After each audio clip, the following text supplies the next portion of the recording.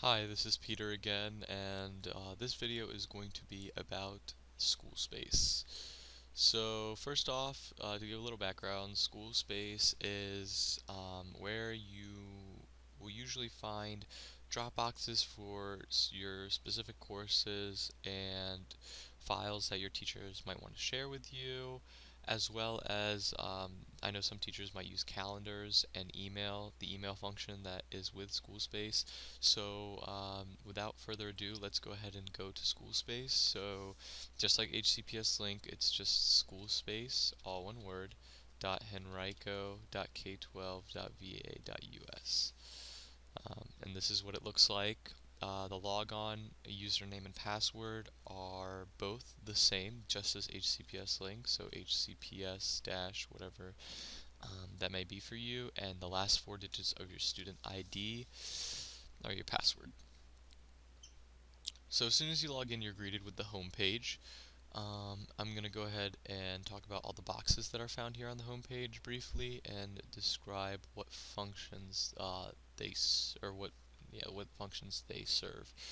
So the SchoolSpace courses box it serves to show all your courses, and each of your courses is clickable, and it'll direct you to a page specific to your course.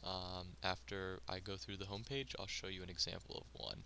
Directly underneath that is the community groups, and these groups are basically the same. They have the same setup for the most part as the courses do, but these are more specific and tailored to what type of student you are and what type of maybe clubs or what grade you're in. So as you can see, in the 2012-2013 school year, I was an 11th grade student, so I was part of the J.R. Tucker 11th grade students community group.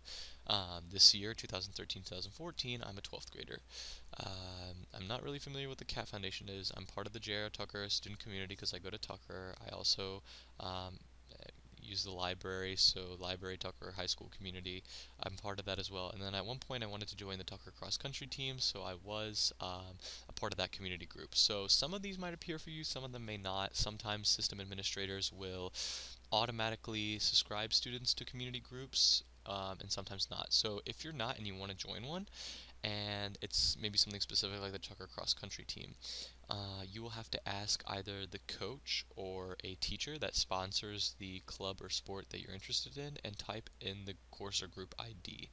And by doing that, it'll automatically add whatever group you're trying to be in contact with via SchoolSpace. So that's what the enroll by pin box is for. Today's calendar. This will show events such as tests, quizzes, homework assignments that teachers may put on their calendar if they have any, and it shows for all your courses, not just one, and it labels them by course. The toolbox box, I've personally never used this box, but it includes bookmarks, so you can keep your bookmarks if you'd like.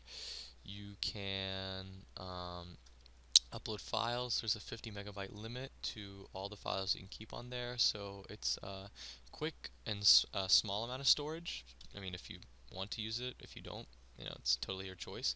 Calendar, this is for personal events. This is I think it's also connected to your, or this is your overall personal calendar. The public resources page, I have no idea.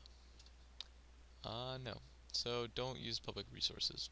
They don't clearly doesn't work or doesn't need to be used. Institutional resources, these are just some generic websites like the ones that we had an HCPS link. And then you have my announcements. Depending on what school you go to, your school might put announcements, it might not. I have none right now. Directly below it is OneSearch. That is the academic Google of Henrico County, and it is strongly suggested that students use this for research purposes. Any research project, use OneSearch because it has only academic sources. And then directly below it is the course mail, and the course mail is a way that teachers can communicate with their students via email through SchoolSpace. Some teachers do use it, some teachers don't. It all depends on the teacher. I'll go ahead and show you an example email. This is from my biology teacher. This shows you the date it was sent, who it was sent from. It was all to all the students. Here's the attachment, the subject. whatever the message has, and back to your inbox.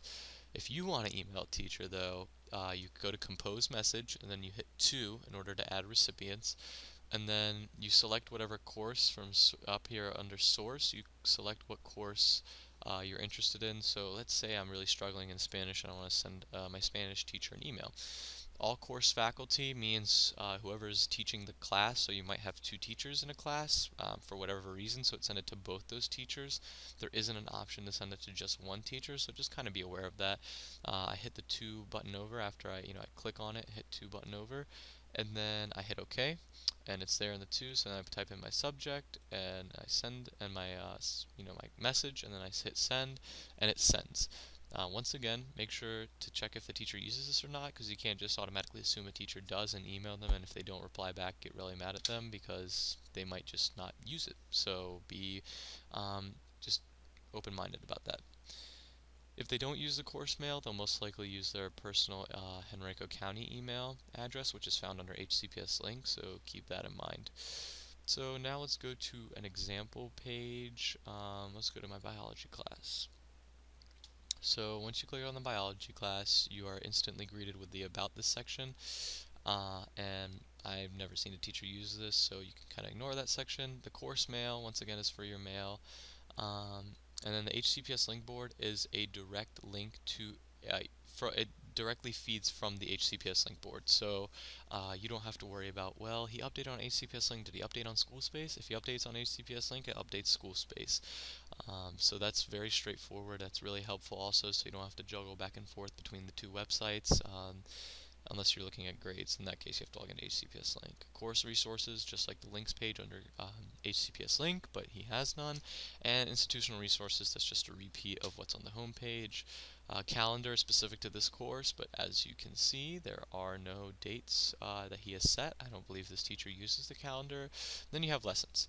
So lessons is probably the main use of SchoolSpace that teachers go to it for and use it for in the classroom. So the Dropbox is huge. As you can see, it has a floppy disk next to a folder, and it's very simple to use the Dropbox. You simply make a title, add a message, attachments. So for your attachments, you would browse and say, I wanted to upload, I don't know, a report. After you hit that, you have to hit upload file. It takes a second to upload, and then it's right there. That's the uploaded files, and you hit finish, and then you hit submit. But for purposes of this video, I will not be doing that. As you can see all the assignments that you have submitted, and if you don't see all of them, there might be a second page down here that you can click, and some teachers use the submission score grade, some teachers do not, so it all depends on the teacher, and you can go back and see what you submitted and open the files. So that's all for the Dropbox. So now we're going to go back to lessons. Okay. And these are just regular folders, so they contain material, excuse me. And let's say like the week 1 folder, these are links because they have the kind of internet sign, the World Wide Web. These are actual files, so the biology syllabus is a document. The Soylent article is a document also, a Word document, and then the lab safety rule is also a document. I'm trying to find an example of a PDF. I know where one is. And these are tests. Usually, sometimes they can only be accessed through the secure Angel browser, but it all depends how the teacher has its test set up. So I'm back at lessons, and I wanted to show you guys an example of a PDF. So PDFs open a little differently. They open in your web browser. If you want to save them, you simply go to download. But on the school computers, if you kind of go down here to the bottom right corner, you'll see a hover menu kind of appear, and you hit the save button and you just save it to your computer. Most other files just automatically download. I think that's about it for lessons. There honestly isn't that many varieties. It's just simply the Dropbox, the folders, the files. It's very straightforward. Or tests if they're unlocked on SchoolSpace, but if not, then you have to use the Angel browser. So resources, Wikipedia, Google OneSearch, communicate. Once again, this is just the course mail. So now we're going to go back home and take a look at my calculus teacher. He uses the calendar. So let's go over to his calendar. Let's go to last month, and as you can see, he has posted homework assignments, and what's really nice about this is you don't have to click on it. It kind of hovers for you, and you can see that homework was page 338, numbers 14 through 60 even, so very straightforward. And then we had a quiz on the 17th, and it was integration by FTC. So very straightforward, very useful website, and it kind of works hand in hand with HCPS links. HCPS link, if you can see that. So now we go home, and as you know very well, you must always log out. So log out once you're done, and that is the gist of SchoolSpace.